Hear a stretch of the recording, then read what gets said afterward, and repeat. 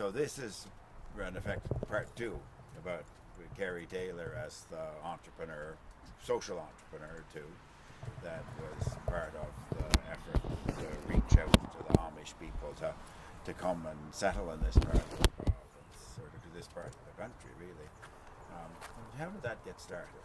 Well, I think I was saying there that they reached out when they looked at PEI, and before they moved here, they had a lot of questions about rules and regulations, and would they be able to keep their culture here and all that kind of stuff, and you'd wonder why an engineer could get involved in that, but it was because of my background in government, knowing people and stuff like that, that brought me into it. I mean, they had questions like, can they start their own cemetery? And that was a question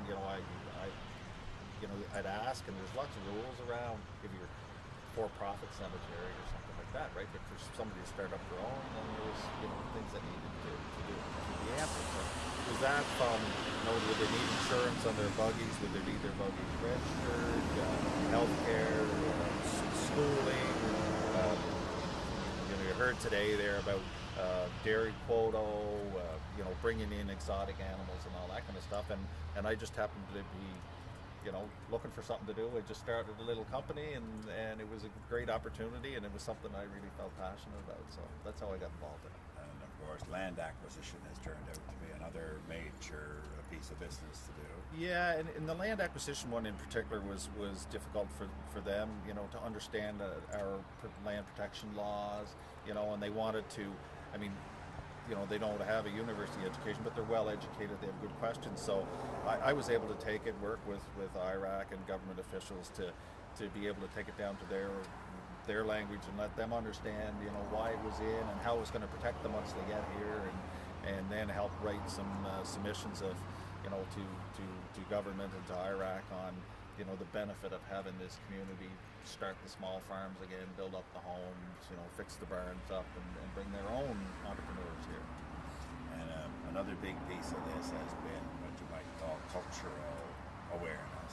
Yeah, that's been really interesting, and I've been asked to speak at numerous places. I spoke to the public health nurses and PEI about the Amish culture and how to approach them. I mean, they're used to midwives, but they do go to the hospital, vaccinations, that type of stuff. And I got very close to some of the Amish people and was able to speak bluntly with them so that I could give that cultural piece to like the public health nurses and how to work their way in. I mean, the Amish are very trusting once they get to know you, but it's that first piece. Same thing with like some of the tourism operators have asked me to speak to them about how bringing tours down into what we'll call Amish country, the Dundas Somerville area, and what they can expect to do and the do's and don'ts and that kind of stuff. So it's been a real interesting piece. And a lot of new friendships in the process. Oh yeah, the Amish people are a great sense of humor and love to laugh and joke around, and and they've become friends of ours now. They're really close friends to us, and we'd rely on them to do something for us, and they'd do the same. Yeah, very interesting. So would you think it's fair to call what you're doing and all of this entrepreneurial? Oh, I hope so, because it's all. I wouldn't have helped encourage these people to come if it wasn't for the entrepreneurship that they bring.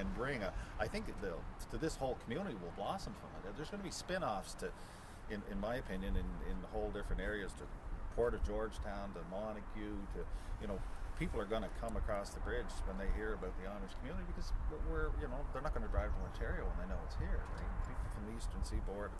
So yeah, I think it's entrepreneurship, and I've had contact from other groups, and we've actually had contact from other provinces wondering how it happened, and would we be interested to help them do something of the same thing. So. Well, I think it's going to pay great benefits socially and culturally, and certainly in terms of prosperity here in PEI. So thanks for all the work you've done and continue to do for this, Kerry. And I must say, I got to put the thing in, is that my brother was a big one of the biggest helpers in this whole thing. I mean, he did a lot of the groundwork and stuff like that, so it was quite interesting.